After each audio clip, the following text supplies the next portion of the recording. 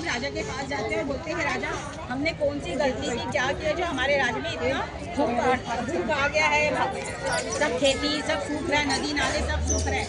सब बड़े बड़े विद्वानों को बुलाते हैं राजा और बोलते हैं कि हे ब्राह्मण हमने क्या गलती की जो हमारे राज्य में, तो ब्राह्मण बोलते कि किसी जन्मों का आपके कर्म में कुछ आप लोगों ने गलती की थी जिसकी सजा पूरे राज्य को भोगनी पड़ रही है। उसका एक उदाहरण है कि किसी छोटे से जो संतान जिसने जन्म दिया उसके बच्चे को अगर आप बलि देना, मुझे रास्ता दिखाइए भगवान मैं क्या करूँ, और आज तक हमारे राज्य में और मैं अपने राज्य को भी मुझे बचाना है और मैं क्या करूँ, तब तक उनकी नज़र अपने पोते पर पड़ती है जो उनका पोता वहाँ सोया रहता है। फिर राजा बोलते हैं कि राजा का कर्तव्य ये है कि अपने राज्य को बचाने के लिए उसकी बलि देना और वो पाप नहीं होता है। और फिर भोलेनाथ से माफी मांगते हैं, अपनी पत्नी को और बहू को बुलाते बोलते कि बेटा आपकी माँ बहुत बीमार है, आप अब तुरंत यहाँ से जाइए अपनी माँ से मिलते आइए। तो रानी बोलती है कि अचानक ऐसे कैसे हो गया, पर अभी कल तो हमारा व्रत है गीता का, हम गीता का व्रत करके चले जाएंगे। रानी बोलती है तो राजा बोलती नहीं। आ रहे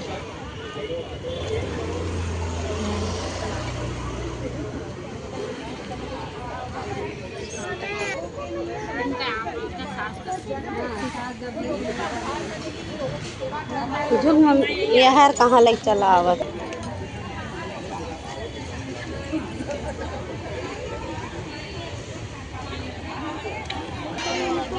समझ नहीं आएगा, उनको नहीं आएगा।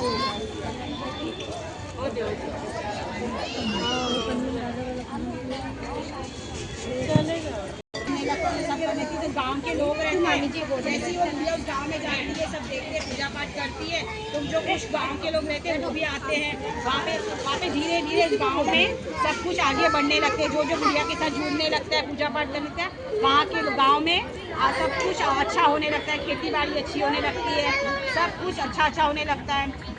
और यहाँ पे पता चलता है कि जितने भी इसके चारों उनके बेटों का व्यापार सब कुछ धीरे धीरे नष्ट हो गया है, सब कुछ बर्बाद होते गया है और उनके सारे बच्चों पे चोरी का भी इल्जाम लग जाता है, सब कुछ हो जाता है। बाद में जब उनके बच्चे चारों जन बेटे घर दौड़ के आते हैं, जब छोड़ के तब जब पूछते हैं कि हमारी माँ कहाँ है, तो बोलती पता नहीं आपकी माँ कहाँ है, वो तो ना जब आप लोग इतने साल से आए नहीं तो माँ नाराज होकर घर छोड़ के चली गई। तो उन लोग बोलते हैं माँ ऐसा कर ही नहीं सकती है। तो उन लोग बोलते चुपचाप फिर अपनी माँ को ढूंढने के लिए उन लोग चारों जन भी निकल जाते। जब निकल के जाते हैं दूसरे गाँव में तो सुनते हैं कि दूसरे गाँव में कोई बुढ़िया है, वो पूजा पाठ करती है।